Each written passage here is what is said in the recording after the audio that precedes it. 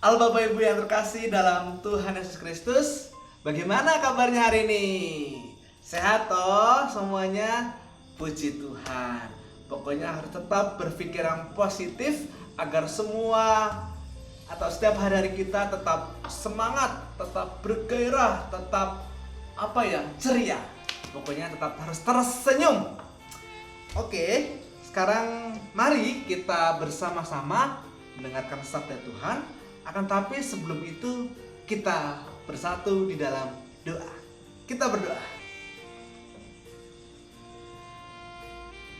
Kami mengucap syukur Tuhan ketika kami memiliki Tuhan yang begitu mencintai kami, yang begitu mengasihi kami. Kiranya itu pula yang juga dapat kami terapkan untuk kami tetap setia kepadamu, untuk tetap mencintaimu, tetap mengasihimu.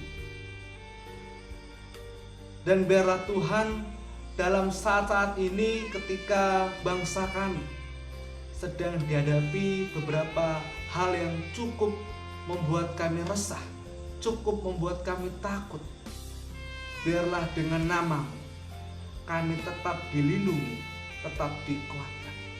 Dan saat ini Tuhan, kami siap untuk mendengarkan firman. Biarlah Engkau yang membuka hati kami, telinga kami, dan pikiran kami, agar kehidupan kami terus ditanamkan dengan sabda-Mu yang dapat kami hidupi dalam keseharian kami. Bersabdalah Tuhan, karena kami siap untuk mendengarkan. Amin. Firman Tuhan pada hari ini terambil dari Yohanes 11. Yohanes 11 ayat 45 sampai dengan 56. Yohanes 11 ayat 45 sampai dengan 56. Demikian firman Tuhan. Persepakatan untuk membunuh Yesus. Banyak di antara orang-orang Yahudi yang datang melawat Maria dan yang menyaksikan sendiri apa yang telah dibuat Yesus, percaya kepadanya. Tetapi ada yang pergi kepada orang-orang Farisi dan menceritakan kepada mereka apa yang telah dibuat Yesus itu. Lalu imam-imam kepala dan orang-orang Farisi memanggil mahkamah agama untuk berkumpul, dan mereka berkata, apakah yang harus kita buat? Sebab orang itu membuat banyak mukjizat. Apabila kita biarkan dia, maka semua orang akan percaya kepadanya. Dan orang-orang Roma akan datang dan akan merampas tempat suci kita serta bangsa kita. Tetapi seorang di antara mereka, yaitu Kayafas, imam besar pada tahun itu, berkata kepada mereka, kamu tidak tahu apa-apa dan kamu tidak insaf, bahwa lebih berguna bagimu jika satu orang mati untuk bangsa kita daripada seluruh bangsa kita ini binasa.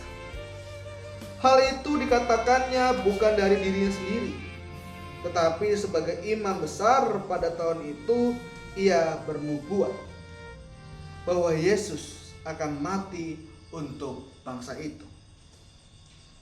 Dan bukan untuk bangsa itu saja, tapi juga untuk mengumpulkan dan mempersatukan anak-anak Allah yang tercerai-berai. Mulai dari hari itu mereka sepakat untuk membunuh dia. Karena itu Yesus tidak tampil lagi di muka umum di antara orang-orang Yahudi. Ia berangkat dari situ ke daerah dekat padang gurun, ke sebuah kota ke sebuah kota yang bernama Efraim, dan di situ ia tinggal bersama murid-murid. Pada waktu itu hari raya Paskah orang Yahudi sudah dekat, dan banyak orang dari negeri itu berangkat ke Yerusalem untuk menyucikan diri sebelum Paskah itu. Mereka mencari Yesus, dan sambil berdiri di dalam bait Allah, mereka berkata seorang pada yang lain, Bagaimana pendapat? Akan datang jugakah ia ke pesta? Demikian firman Tuhan. Berbahagialah kita yang tidak hanya membaca, melainkan menerapkan dalam kehidupan kita sehari-hari.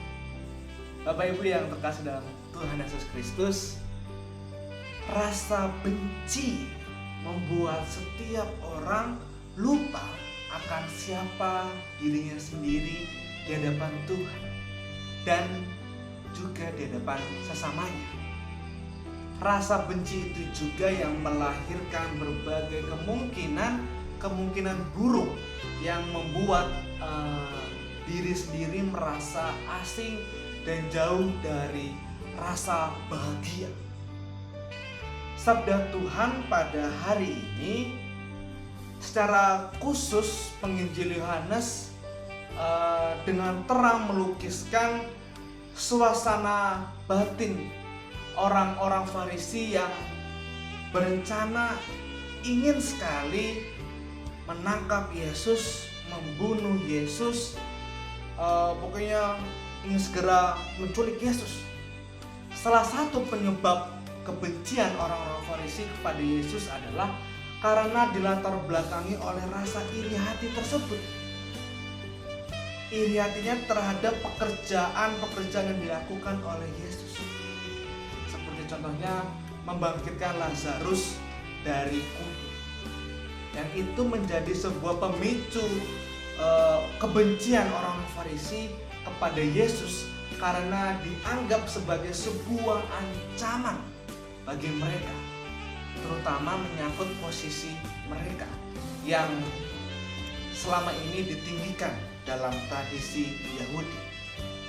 Bapak Ibu yang terkasih dan saudara yang terkasih dalam Yesus Kristus, kelemahan kita sebagai manusia seringkali kurang mengintrospeksi diri. Siapa sih diri kita?